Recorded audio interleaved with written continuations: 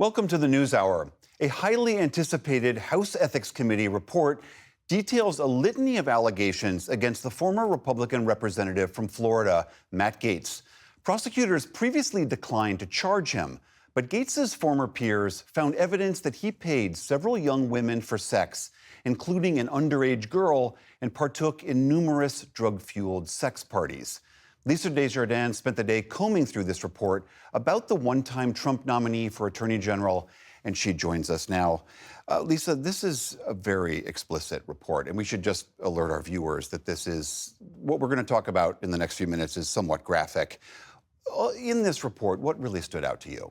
Right. Well, this contains very serious allegations and conclusions, very direct conclusions, according to the committee, that Gaetz violated law in a criminal way. So let's look at some of the main conclusions here. First of all, they found that over the course of nearly 4 years, the committee found that Gaetz paid tens of thousands of dollars to women, likely, they write, in connection with or for sex and drugs. They found that he had sex with a 17-year-old girl, and according to the committee, that fits Florida's definition, where this activity was alleged to happen, of statutory rape. Now, I also want to point out that the committee concluded that there is not evidence that he violated sex trafficking laws.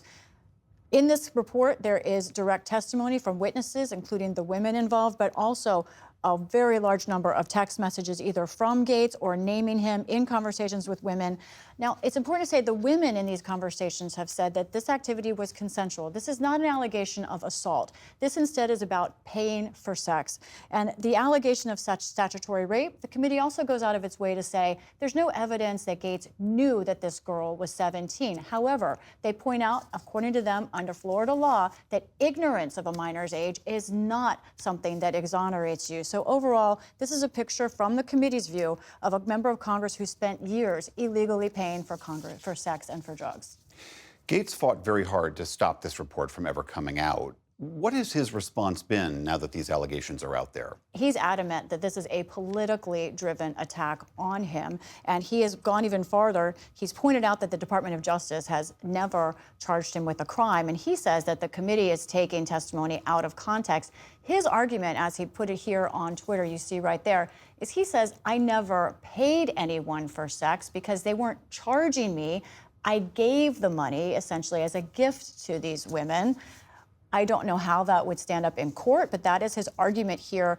The committee has said that, in fact, he did this, gave money to these women after having sex with them many times. Now, Gaetz is also trying to sue. He tried to block this report. He said the committee doesn't have a right to release it now that he's out of Congress. But at least one Republican, maybe more, and one Democrat on the committee voted to release it.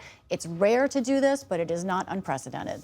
I mean, as you said, Lisa, Gaetz is out of Congress. He is withdrawn as President-elect Trump's nominee for Attorney General. So why are we even paying attention to this? Because he's still in Trump's inner circle, and he hopes to hold political power still in the future. That includes potentially Florida governor, maybe some positions that don't need Senate approval. And also, this is a matter of transparency, an idea that Congress still is an opaque place where we don't really know about the ethical debates it holds. One last separate question. What is happening with Representative Kay Granger? That's right. The Texas Congresswoman has been in office for 27 years. I've covered her. She's a Spitfire, a pioneer for Republican women. But over the weekend, a Dallas newspaper came out with a story that for months, apparently, she has been, unbeknownst to many of us, in a long-term care facility. Her son has now said she has issues with dementia.